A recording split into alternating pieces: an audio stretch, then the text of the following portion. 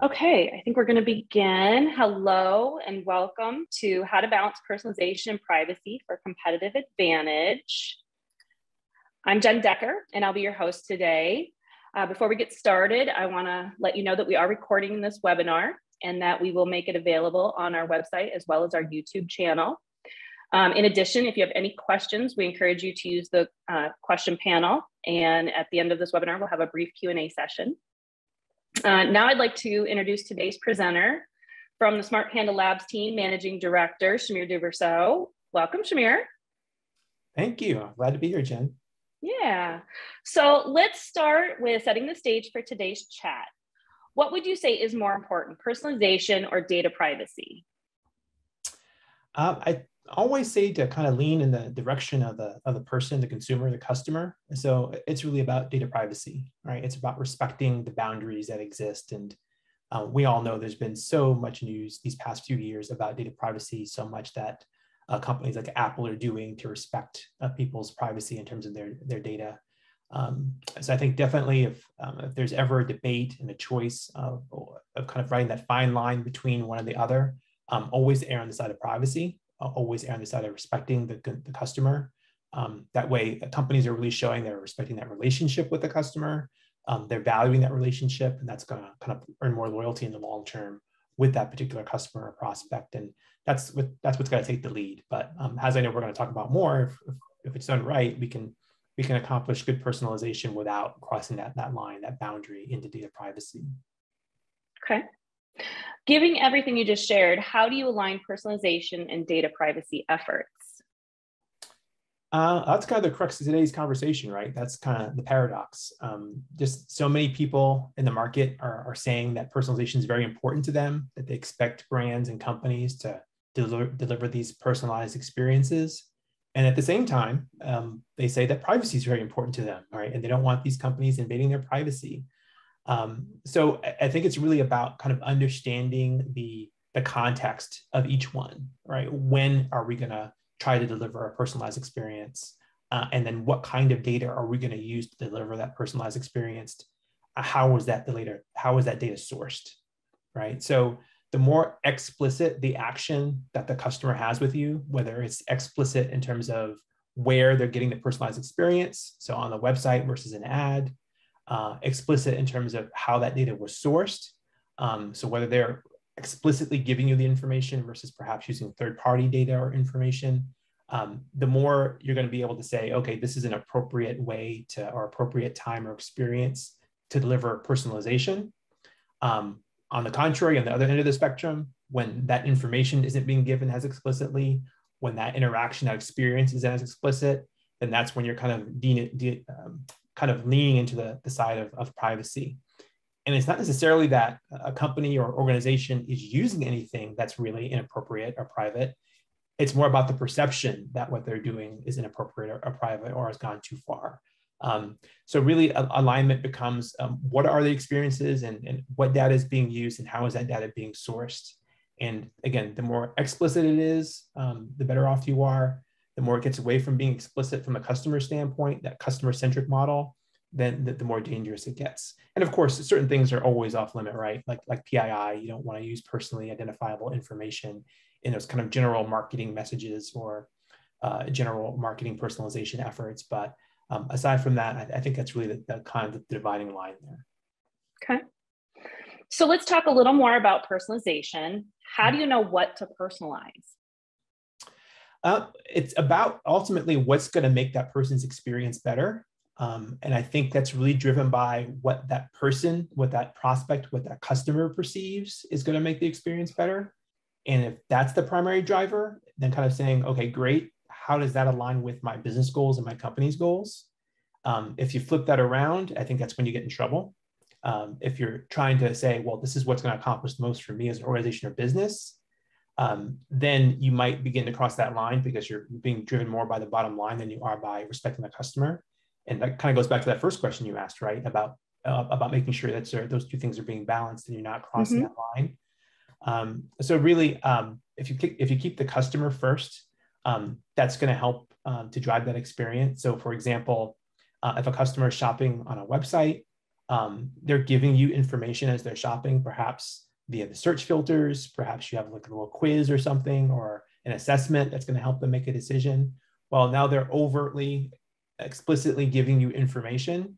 And now from that point forward, if you begin to personalize search results or personalize products, well, that's an expectation the customer has, is saying, I'm giving you this so that you can filter down your product catalog of 500 things to the 50 things that are most relevant to me based on what I'm explicitly telling you. So as you get into those experiences and it serves the purpose of the customer first and foremost, that's going to help. And of course, that aligns with business goals, right? Because now the business is in a position to say, okay, these are the 50 products you're most likely going to convert on. These are the things you're most likely going to buy. And of course, that's what the business wants to show you anyway. So as long as the customer is taking the lead and it's a customer-centric model of what matters most to them and their experience, then that ultimately is what's going to drive things. Great, great. So let's get a little more specific. Should someone be thinking about personalizing promotions? That's always a difficult one. So I think let's talk about that, right, for a second, and let's answer that question in a couple of different ways. So I think first, on a high level, it does make sense to personalize promotions, but now you have to say, okay, well, why would we consider doing that, and where would we consider doing that, right? So the first is kind of the why would we consider doing that. So there's a number of different reasons to customize promotions.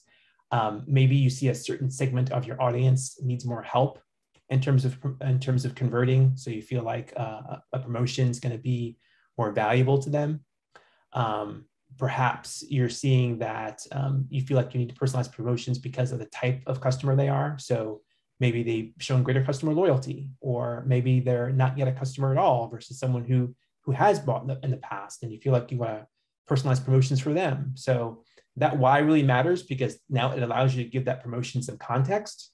I think it becomes dangerous when the promotion doesn't have enough context, because between different devices and people are experiencing your particular digital experience as a company, you can on one device see a promotion and another device not see that same promotion, depending on how it's being personalized to you.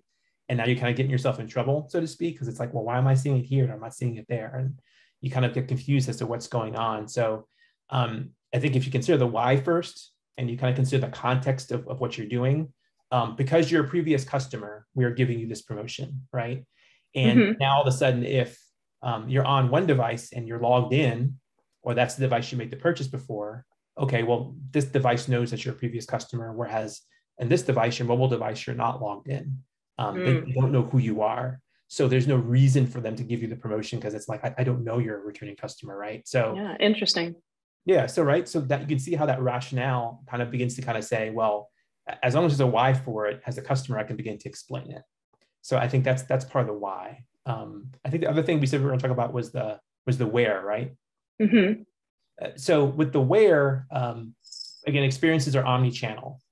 So you're talking about making sure that if you're going to personalize something like a promotion, is that going to happen on the website? Is that going to happen perhaps in an email communication or an SMS communication?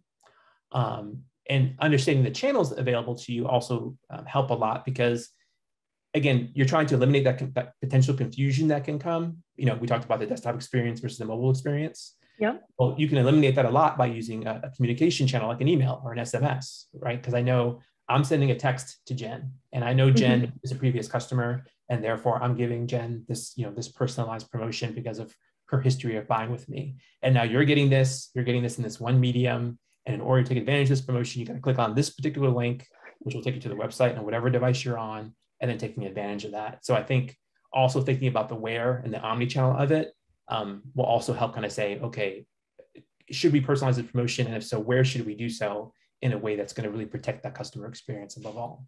Kind of that customer journey, right? Exactly. Exactly. Yeah. So what about like the pricing? Like, can you personalize that? Yeah, so that one, similar vein, right? But I think significantly trickier when it comes to personalizing pricing. But at the same note, a lot of companies are doing that. I know, Jen, you and I were talking earlier about optimization teams and how optimization teams are starting to involve product people a lot more often, right? Yes. And they're injecting pricing into that model of saying, well, how do we make our pricing a lot more dynamic than it has been? And we see that in a lot of industries. The airline industry is notable for its dynamic pricing, right? But now people are trying to say, well, how do we personalize pricing in order to help drive better conversions and what we know, again, using that data model about that person, but again, without crossing the line into data privacy, to say, how do we do that? So with everything that we've talked about and anything we want to think about doing from a personalization standpoint, experimentation is going to be a key element of that, of saying, okay, we feel like we want to create this personalized experience. We want to create this personalized price. Let's test it and let's see how that works. And perhaps you're not testing on a particular, on your entire audience, but just on a cohort or a small sample size of that audience to kind of see what the overall effect is of testing something like pricing, which can be very tricky too, because now you're not just talking about, okay, should we test pricing? Who are we going to test pricing on? But now there's that capability question. Testing pricing can be a lot more complicated from a testing standpoint. So having the right kind of tool to be able to affect that is going to be key too. So SiteSpect being a great example of a tool that allows you to be able to control the experience to a degree where testing pricing can happen in a relatively easy way, where other tools that can become significantly more complicated. If you have a tool and you're simply just loading JavaScript and there's Flickr involved, and all of a sudden a person sees one price and then for half a second they see another price, and it's like, what just happened? Why did that price just go up on me? Just right by flicking the screen, right? That's going to be a problem, right? So technology becomes a key part of that as well, in terms of making sure you have the right technology, like a SiteSpect or a tool similar, to be able to deliver that kind of experience. Very cool. Very cool. Well, that was a great discussion, Shamir. Now we're going to move on to our Q&A portion, unless you have anything else you want to add. Was there anything that we didn't cover? No, I think, we wanted to keep it short and sweet. We wanted to share a few quick tips. I know we didn't want to take up too much of people's time, but we wanted to share a few quick tips about the importance of balancing those two things and making sure that we're doing privacy in the right way, making sure that the customer and their experience is what's going to lead the way and really drive things forward. And we figure, if you can do that, then we can certainly accomplish a lot. So I think that was a good way to summarize it. And yeah, I'm happy to see what questions people might have. Yeah. If you haven't done so yet, we encourage you to take advantage of the question panel, and we will try to get to as many questions as we can. Okay, there's a few coming through. Shamir, do you want to take the first one? Yeah. So I'm seeing one about who's responsible in the organization for kind of making those final decisions about personalization versus privacy, and who's crossing that line. We alluded to it earlier, having kind of that central optimization team is critical. Some organizations don't have that. Maybe they have a center of excellence, or maybe they have one person that kind of owns that. Some organizations use agencies like ours to manage that experimentation and personalization program and that experience. But whether it's one person, a team, or a third-party agency, there definitely needs to be an owner in the organization. There needs to be someone who's kind of take responsibility and accountability for making those decisions. And that owner, or that, whether that group, that person, that agency, needs to make sure that they're in a position to say, I'm communicating with all the right groups in the organization to do that. So of course, there's marketing. Of course, there's going to be analytics. Often it's going to involve product to some degree as well. And because we're talking about personalization, legal is also going to be an aspect of that as well, especially if you're in an industry that's more highly regulated when it comes to that kind of thing. Healthcare comes in mind, right? So legal is involved with there, so you're not violating any privacy policies around customer data, patient data, right? Or the kind of data that you're capturing and using on the website. Unfortunately, I know that can sometimes be very hard to do, but making sure legal is involved as well in terms of making those proper decisions is going to be key in answering that question about who's responsible. But there needs to be some owner, right? There needs to be that final person that's going to kind of drive that. But that person needs to be taking input from all those other groups, that team or that agency needs to be taking input from the other groups.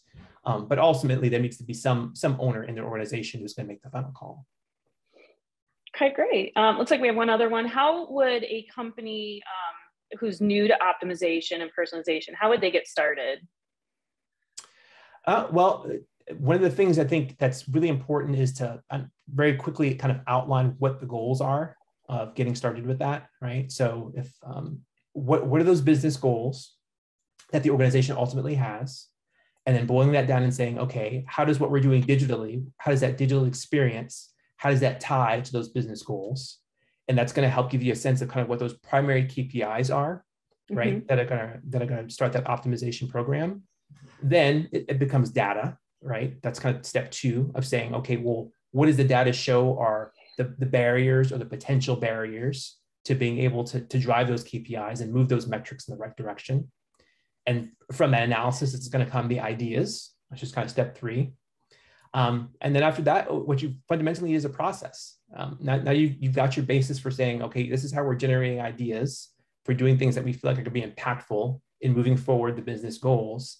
Now we need some process, some structure in place to begin to say, how do we move those ideas through a process of saying, this is exactly what we're going to test, or this is the experience that we want to personalize.